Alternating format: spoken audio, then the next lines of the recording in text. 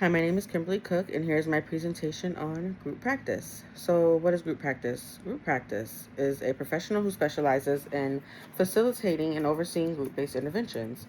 The nice thing about group work is that, as opposed to a one to one interaction, um, the group focuses on group interactions and it promotes personal growth, emotional support, and enhances social functioning among members. Um, it also allows participants to share their experiences, all while gaining new perspectives and developing coping strategies through guided activities and discussions. Next, moving on to intervention strategies. So, some intervention strategies include lessening the conflict, balance participation, and keep the group on track. So, you definitely want to set the boundaries, make them clear. What are the expectations of the group? What is the overall goal of the group? You want to make that clear. Um, and then just encouraging members to support one another. Um, encouraging the participation, using interventions that helps in giving those in the group healthy coping skills. And so, yes. Next, moving on to examples of possible group dynamics. So, these include mutual peer support, role modeling, and group cohesiveness. So, the mutual peer support, bonding over shared experiences. Seeing others succeed can give others hope.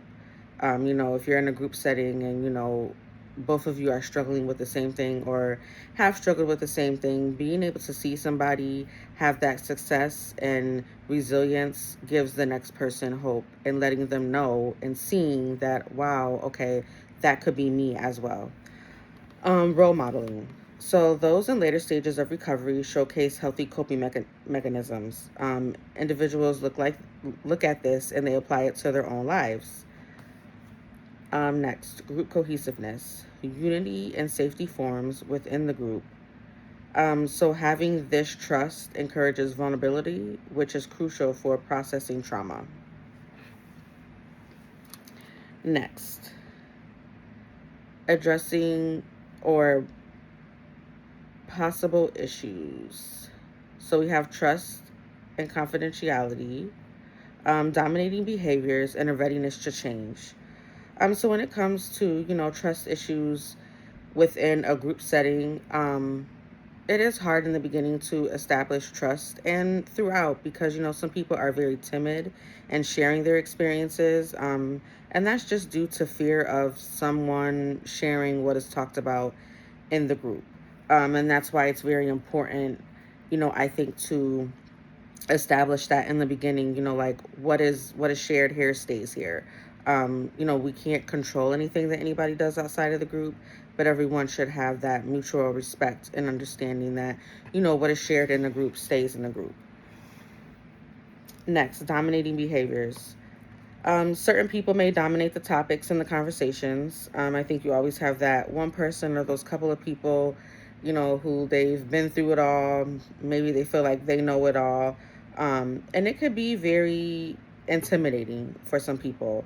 It could also silence somebody and they may be apprehensive about sharing.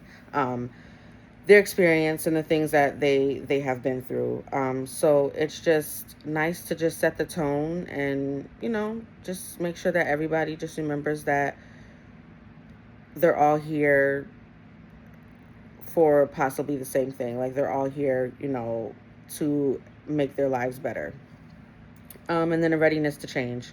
This can affect the group and cause tension, and this is due to the fact that some people are really in the group because they are truly ready for change, and then some people are in the group because maybe due to probation court, like they're appointed there. So it's just kind of like, well, I'm just here because I just need to do this because if I do it, then I can get off of probation or I can have X, Y, and Z done. You know what I mean? So some of them are just there just because, and some of them are there because they truly do want that change.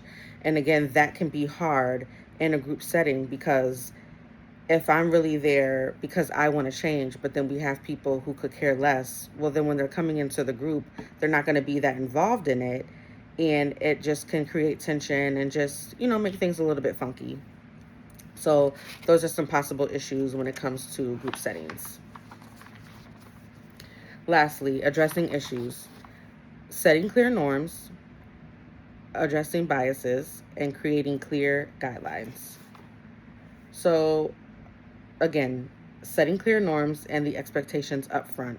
Setting those boundaries, setting the expectations up front. This way, no one can say, oh, I didn't know. Nobody ever said this. Like, no, I always say you set the tone for whatever it is that you're doing when it comes to groups, when it comes to meetings and things of that such. Like, you create the tone. So definitely just being upfront about what the expectations are.